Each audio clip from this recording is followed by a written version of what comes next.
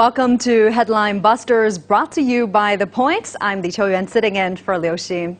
In this series, I dissect stories that are making headlines around the world and talk to my guests to compensate for the missing pieces of the puzzle. So join us in real time by sending us your comments or questions via the CGTN page, Twitter, Facebook, YouTube, or Weibo. And if you're watching this live on the CGTN app, email us at thepointwithlx@cgtn.com. Let me know what you think, and we might just read out your comments. We start our live streaming every Friday at 11 a.m. Beijing time. Do get in touch. And this week, we're unraveling the web of coronavirus lies 3 U.S. politicians have been submitting. Their mission? To deflect blame for the Trump administration's mishandling of the outbreak. And their target? China. But why? Over 80,000 Americans have lost their lives to the virus so far, with over 1.4 million infected. The U.S. economy is in free fall. Unemployment is hitting record highs, and Americans are understandably upset. Now, somebody's got to take the fall, and Trump is bound and determined it's not going to be him.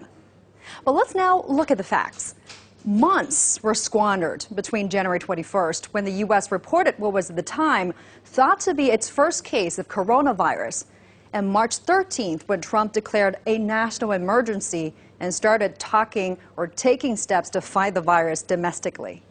Now, people are misled, and Trump assured Americans the virus would miraculously go away. But when it didn't and the U.S. death toll started to rise, Trump and his team needed a new tactic. They started using the terms China virus and Wuhan virus. And that was just the beginning of the administration's Blame China campaign. Now, to anyone who has been paying attention, the truth is clear. And yet the conspiracy theories, lies, and misinformation persist. Now, we hate to sound like a broken record and keep talking about this, but as long as these lies proliferate, we'll be here to bust them.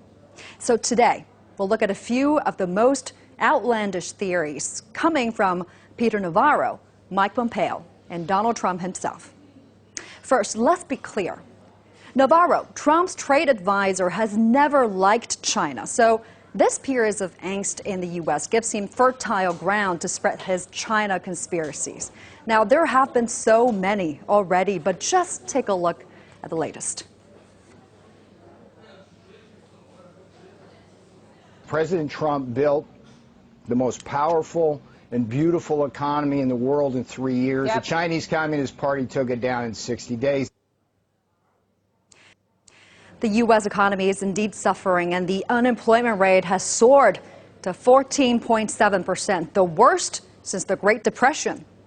The Q1 GDP shrank by 4.8%, the biggest plunge since the worst of the 2008 financial crisis.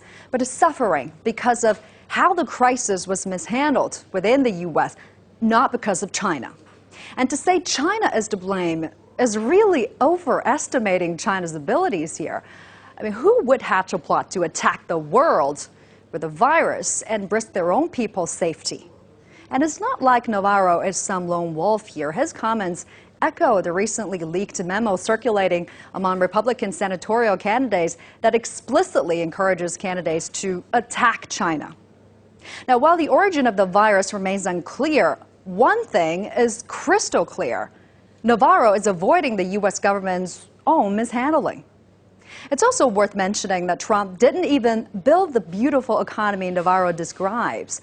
He inherited its trends. The job growth and decline in the unemployment rate both held steady during the Obama years. And Trump thought he could ride the good economy right on into his second term, but now it looks like that won't be so easy anymore. Now, if the Trump administration had started testing earlier, recommended social distancing earlier, and an honest discussion happened earlier with American people, the U.S. would be in a very different place. And next, U.S. Secretary of State Mike Pompeo, America's top diplomat. Now, his conspiracy of choice revolves around the stubborn Wuhan lab theory, and that China created the virus in a lab or it escaped from a lab. Doesn't matter. He has, quote, strong evidence. Let's hear it. I can tell you that there is a significant amount of evidence that this came from that laboratory in Wuhan. But the best experts so far seem to think it was man-made. I have no reason to disbelieve that at this point. It's embarrassing, yes, but it's also dangerous. The lab theory has been shut down by scientists around the world, the WHO, and even by the top U.S. intelligence agency when it released a statement that states it concurs with the scientific consensus that the COVID-19 virus was not man-made or genetically modified. And putting aside how Chinese feel about Pompeo these days, even the American media can't help but critique Pompeo's performance in their headlines. So when you fight against science, and when your own people say, we know how badly you want this to be true, but no, you're wrong, you see how desperate the situation has become. And of course, there's Trump himself. Now, it's hard to keep track of all the lies he spread since taking office. One recent estimate says that as of early April, Trump had told 23.3 lies per day in 2020. And since the first case of COVID-19 was reported in the U.S., there's been a 0.5 lie increase. And that's compared to 1 or 2 little lies most people tell every day. But these aren't little lies, are they? Trump is not most people. He is the president of the United States. Suggesting Americans swallow disinfectant to treat the virus, telling Americans the virus would miraculously disappear by April, calling COVID-19 the China virus, telling a Chinese-American journalist not to ask him about the rising virus deaths in the U.S., but to ask China. The lies are not only immoral, but they have also cost American jobs and lives.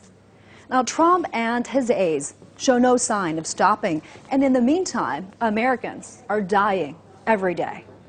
This is the price of tampering with the truth and gambling with people's lives.